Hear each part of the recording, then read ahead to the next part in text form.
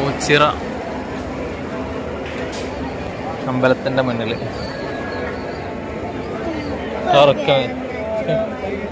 അവിടെ മോളെ കണ്ടപ്പോൾ മലയ്ക്ക് പോവുകയാണോ എന്ന് വെച്ചിട്ട് അമ്മമാർ പൈസ കൊടുത്ത്. അയ്യോ,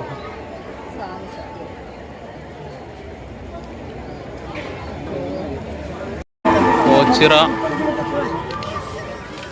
ഒരുപാട് കച്ചവടങ്ങളും കാര്യങ്ങളൊക്കെ ഉണ്ട്. ഒരുവിധ എല്ലാ പരിപാടികളും ഉണ്ട്. നല്ലൊരു ഉത്സവ പ്രതീതിയാണ്. നല്ല ജനങ്ങളുണ്ട്. അപ്പുറത്തൊരു ചിറയുണ്ട്. അവിടെയാണ് നേരത്തെ കണ്ട ആൽമരം. അതിനപ്പുറം ഈ ഭാഗത്തായിട്ടൊരു ചിറയുണ്ട്. നിറയെ താമരപ്പൂക്കളൊക്കെ ഉള്ളൊരു ചിറ.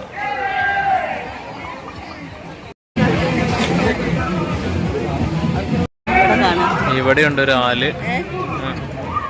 ഇതൊക്കെ നിറയെ ആൾക്കാർ കിടക്കുകയും ഇരിക്കുകയൊക്കെ ചെയ്യുന്നുണ്ട്. ഇതതിനപ്പുറത്തുള്ളതാ. ഇവിടെയും ആലില് ഇതേപോലെ പ്രതിഷ്ഠകളുണ്ട്. ഇതിൻ്റെ അപ്പുറത്താണ് നമ്മൾ നേരത്തെ കണ്ടത്. ഞാൻ നേരത്തെ പറഞ്ഞ ഇവിടെ താമസിക്കാൻ വന്നവരാ. ഇതൊരു ഓരോരുത്തർ നേർച്ചയാണെന്ന് തോന്നുന്നു. ഓരോരുത്തർക്ക് 12 ദിവസം ഇവിടെ വന്നിട്ട് താമസിക്കുക എന്നുള്ളത് വന്നപ്പോൾ എത്രയാ ഒരാൾക്ക് ഒരു ഇതിന് 2500 രൂപ അങ്ങനെ എന്തോ വില ഉണ്ട്. 2500 രൂപ കൊടുത്തിട്ട് വേണം ഈ ഒരു ഷെഡ് എടുക്കാൻ വേണ്ടിയിട്ട്. എന്നിട്ട് അതിൽ ഇങ്ങനെ ഫാമിലി വന്നിട്ട് താമസിക്കുക. ഇത് കുറച്ചും കൂടി സ്പേസ് ഉണ്ട്. മറ്റേത് കുഞ്ഞേതായിരുന്നു. ഇതെനിക്ക് തോന്നുന്നു കുറച്ചും കൂടി വില ഉണ്ടാവും തോന്നുന്നു.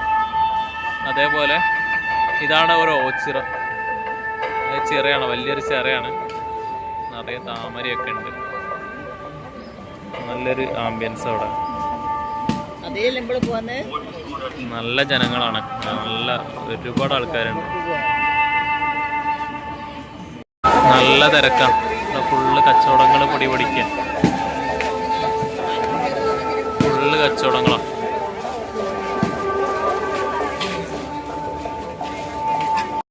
സമയം 10:30. മൂക്ക് നല്ല ഉറക്കം വരുന്നുണ്ട് പറയുന്നത്. ഞങ്ങളിവിടെ ഓച്ചിറ അമ്പലത്തിനടുത്ത് തന്നെയുള്ള ദേവികുളങ്ങര ക്ഷേത്രം. ഇതിലെങ്ങനെ പാസ് ചെയ്തതാണ്. ഞങ്ങൾ ആറന്മുള വരെ പോകണമെന്ന് കരുതിയായിരുന്നു. അപ്പോൾ ഈ റോഡിന് പാസ് ചെയ്തപ്പോൾ ഇവിടെ ഈ അമ്പലം കണ്ടു. അപ്പോൾ ഇവിടെ നിർത്തി. അങ്ങനെ ആൾക്കാരോട് ചോദിച്ചപ്പോൾ ഇവിടെ കയറി കിടന്നോളാൻ പറഞ്ഞു. ഇവിടെ റൂമും സൗകര്യങ്ങളൊന്നുമില്ല. അതിലെവിടെ വേണമെങ്കിൽ കിടന്നോളാനാണ് പറഞ്ഞത്. അപ്പോൾ ഈ കളത്തന്നേൽ ഇവിടെ കയറി കിടന്നോളാൻ പറഞ്ഞു. അപ്പോൾ ഇന്ന് രാത്രി ഇവിടെ കിടക്കാം. ബാത്റൂം ഇത് അപ്പുറത്തുണ്ടെന്നാണ് പറഞ്ഞാൽ, പൂട്ടിയിട്ടില്ല എന്ന് പറഞ്ഞു. അപ്പോൾ ഇന്ന് ഇവിടെയാണ് താമസം. അപ്പോൾ ഇന്നത്തെ രാത്രി ഇവിടെ എല്ലാവരും കുഞ്ഞും അച്ഛനും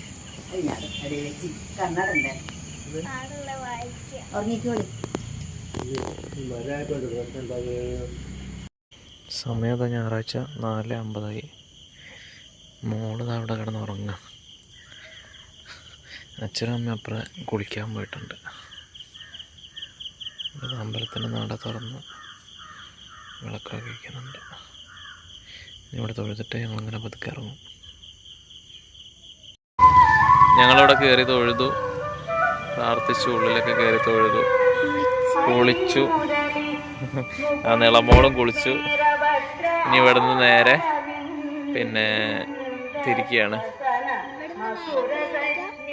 അടുത്തത് ഒരു ശിവക്ഷേത്രത്തിലേക്കാണ്. ഞാൻ അവിടെ എത്തിയിട്ട് കാണാം.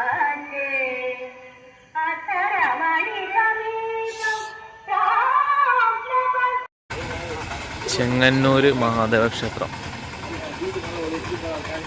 സമയം 6:30. ഇപ്പം അവിടെ എത്തി.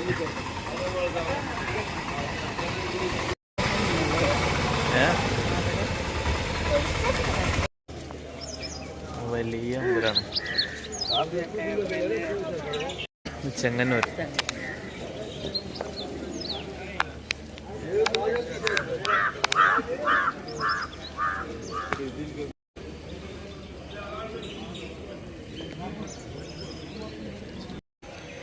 ചെങ്ങന്നൂർ മഹാദേവ ക്ഷേത്രം നല്ല ഒരുപാട് വലുപ്പമുള്ള ക്ഷേത്രം. തമിഴല്ലല്ലോ, ഇത് കർണാടകക്കാരാന്ന് തോന്നുന്നുണ്ട്. ഇവരൊക്കെ കർണാടകക്കാരാ.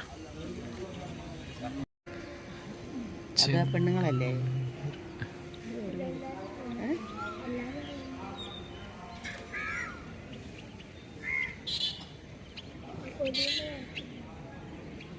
ആറന്മുള എത്തി. ആറന്മുള 7:30 എത്തി. ആ സ്റ്റെപ്പിൻ്റെ അപ്പുറം വണ്ടി നിർത്തി ഇങ്ങനെ നടക്കുക.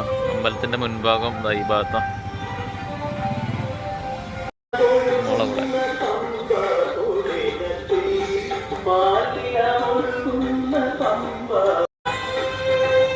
പാർത്ഥസാരഥി ക്ഷേത്രത്തിൻ്റെ മുൻഭാഗം.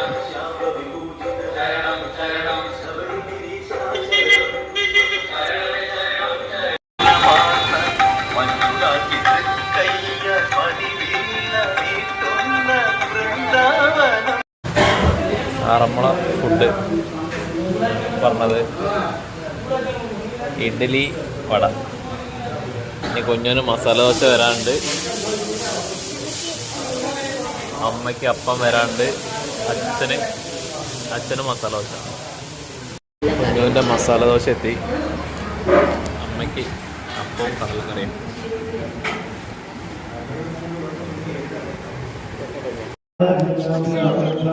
ആറന്മുള പാർത്ഥസാരഥി ക്ഷേത്രം. നമ്മളവിടുന്ന് ഭക്ഷണം കഴിച്ചിറങ്ങി ഉള്ളിൽ കയറി തൊഴുതു. എല്ലാവരും വലിയ ക്ഷേത്രങ്ങളാണ്.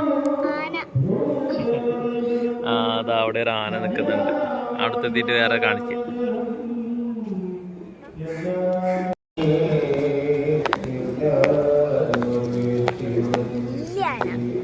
വലുതല്ലേ ചെറുതല്ലേ? അവിടുത്തെ ആന. ആനൻ്റെ പേരൊന്നും അറിയില്ല. അവിടുത്തെ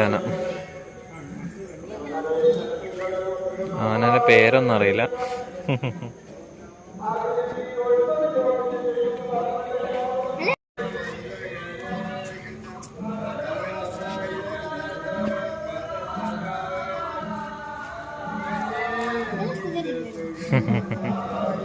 അവിടുന്ന് ഒരാൾ നാമം ജപിക്കുന്നുണ്ട്. കുറെ പ്രാവുകളുണ്ട്. പ്രാവുകൾ ഇവിടെ ഒരുവിധം എല്ലാ അമ്പലങ്ങളിലും ഉണ്ട്, ഇഷ്ടംപോലെ. അതിനെ പിടിക്കാൻ പോവാ. ആറന്മുളേന്റെ അടുത്ത് പമ്പ.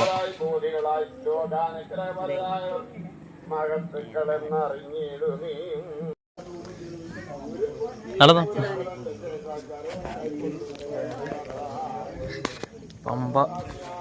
പമ്പയിൽ ഇവിടെയാണ് വെള്ളം കളീൻ്റെ ഒക്കെ വെള്ളങ്ങളൊക്കെ ഉണ്ടാവുക. നമ്മളെ ആറന്മുള പാർത്ഥസാരഥി ക്ഷേത്രത്തിൽ നിന്ന് പമ്പയിലേക്കുള്ള ഇറങ്ങുന്ന വഴി. പമ്പയാണ് ആറന്മുള ക്ഷേത്രത്തിനടുത്തുള്ള പമ്പ.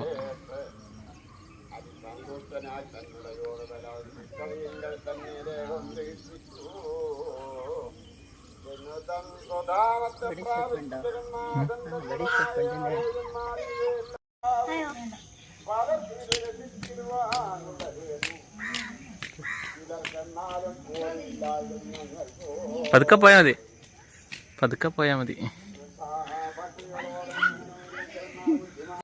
അപ്പൊ ഇനി പാർത്ഥസാരഥി ക്ഷേത്രത്തോട് വിട പറഞ്ഞിട്ട് ഇനി പന്തളത്തേക്ക് ഇവിടെ നിന്ന് ഇറങ്ങാൻ പോവാ. 9 മണിയാവുന്നത്. വാൽക്കണ്ണാടി നോക്കാൻ പോവാ.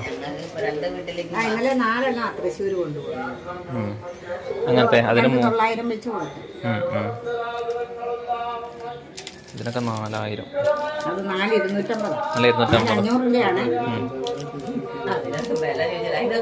ഇതിന് 2500 അല്ലേ? ഇതിന് 2500. 3000 തന്നെ. പിന്നെ ഞാൻ 2 എടുക്കുന്നോണ്ട് 2,800 തരാം. ഒട്ടും കൊടുക്കത്തില്ല.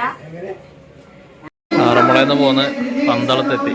പന്തളം വലിയ കോയിക്കൽ ശ്രീധർമ്മശാസ്ത്ര ക്ഷേത്രം തൊഴാൻ വരിക്ക് നിൽക്കുക.